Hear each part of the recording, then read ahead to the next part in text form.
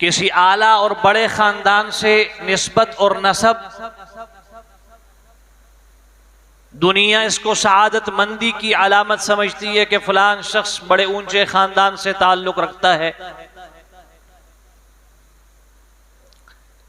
अल्लाह तबारक व तआला ने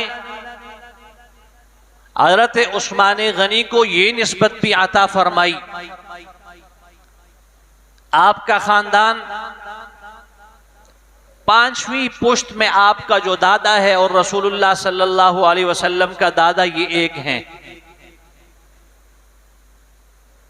आपकी वालिदा उम्मुल हकीम